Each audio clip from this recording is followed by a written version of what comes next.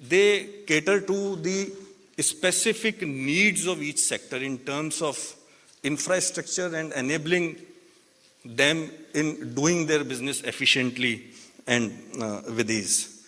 And the evidence which I was talking about is that out of the 41 industrial parks which have been rated into the leaders category by Government of India, 17 fall in the state of Rajasthan. So out of 41 in whole of the country, we have those 17 industrial parks which are in the leaders category under the Industrial Park Ranking System 2.0, which is issued by DPIIT. And Rajasthan has been a pioneer in creating international and global collaborations, like the Japanese zone at Nimrana. So it is one of its own kind, and after that, number of states on directions of Government of India and on their own volition, they have taken up the similar concept. Now, this was what we have. So, what we have to offer to you. So, I would say that we are ready for the future, and under the directions of our Honorable Chief Minister and his guidance, we are developing broadly 5 major industrial parks which will be having plug-and-play infrastructure facilities in Rajasthan. The details of these parks and other further details have been provided into the 3 different set of brochures which have been provided to you in the kit during the time of registration.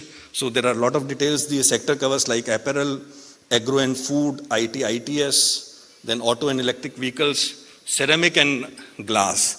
So these would be under plug and play capacity. These projects are pipeline. So there is a big opportunity for the industry and business houses to think about these areas and come and get in touch with us if we can facilitate more for the new investments. Furthermore, Rajasthan is now also thinking about having private partnerships in infrastructure development, particularly the industrial park related infrastructure development. So we offer a unique blend of robust existing infrastructure, the innovative initiatives like private participation and strong global partnerships.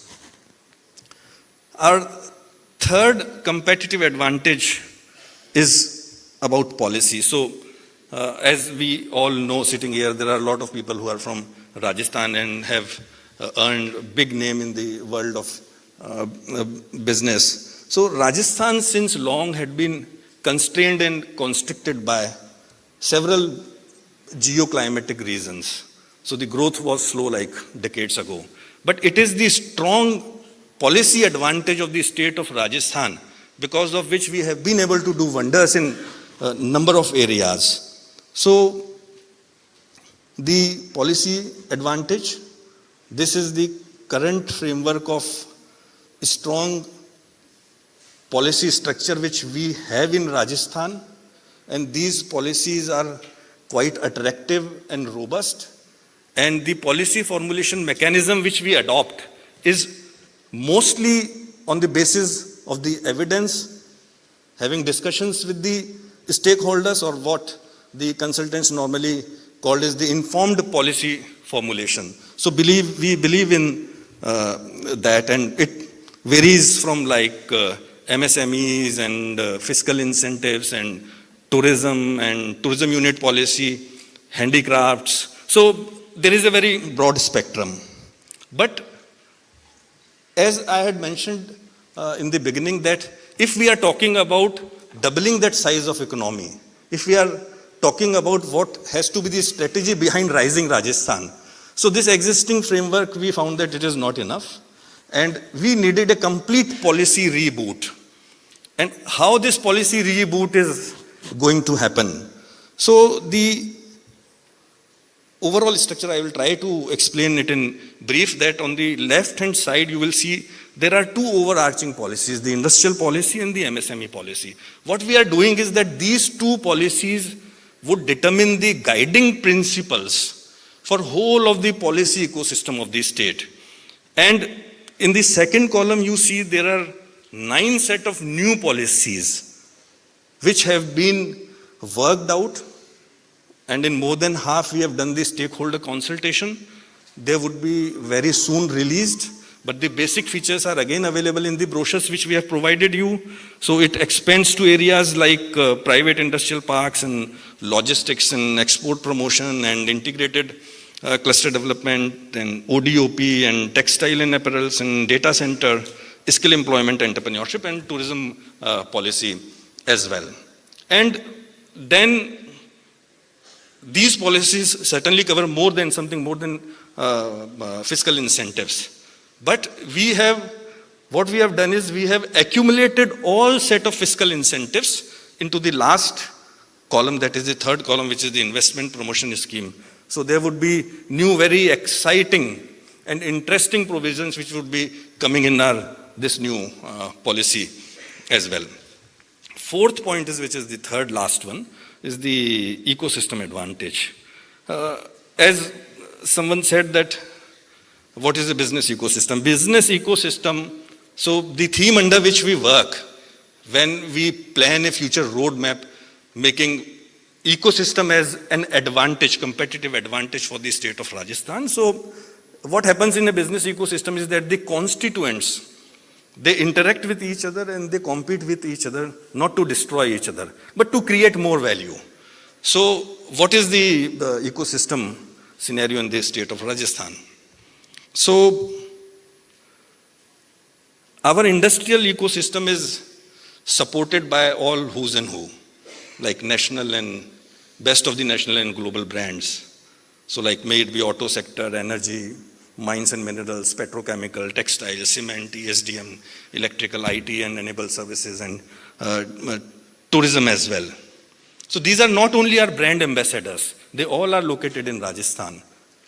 These are not only our brand ambassadors, but they have been able to create a kind of industrial efficiency and enhancement in productivity of the other downstream industries which are coming up in the value chain. So we sell it as one of our competitive advantage.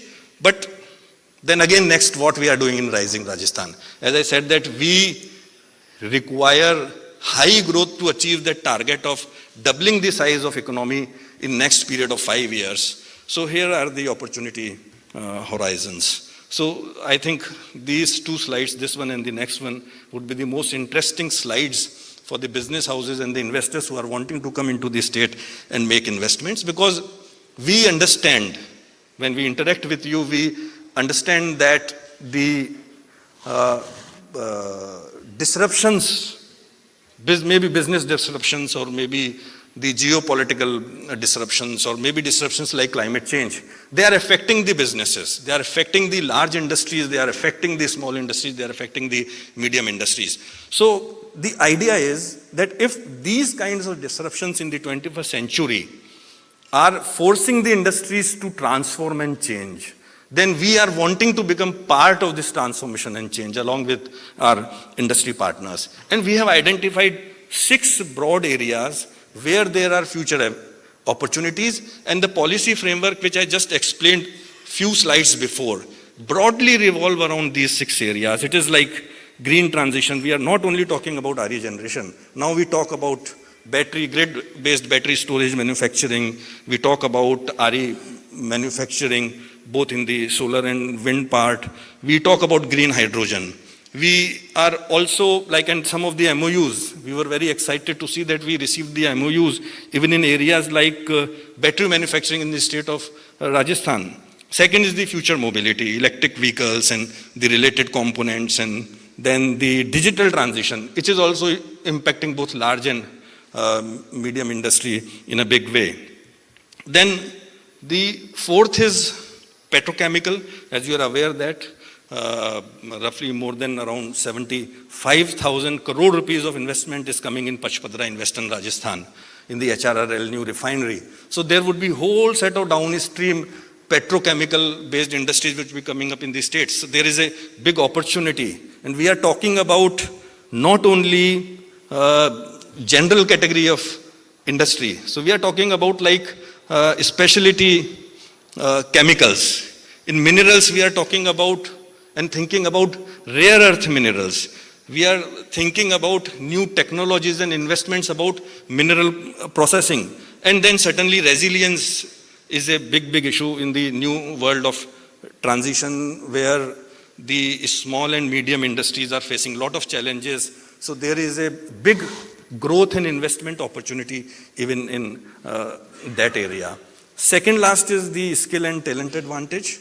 So I'll try to be a little brief in this particular section. Skilled human resource enhances the productivity and competitiveness of the industry. So that is the sole idea behind what actually the skill development should be like, what actually should be the focus on entrepreneur should be like.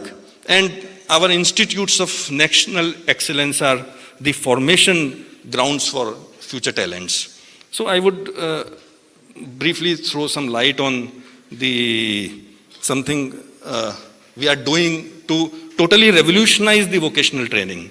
And our focus here again is on future-oriented sectors. And as a major step, we are partnering with our both the national and global original equipment manufacturers for the 150 ITIs, 50 polytechnics, and creating 6 new common engineering facilitation centers. And the Skill Employment and Entrepreneurship Policy 2024, I would only want to highlight is that we understand the nexus, positive nexus between skill employment and entrepreneurship. And our idea is to skill, provide employment, but then take that particular individual to the level of entrepreneurship so that he is or she is able to begin his own enterprise. And the last point is like because you cannot complete your presentation when you talk about investments and business without EODB. So only 3 small things.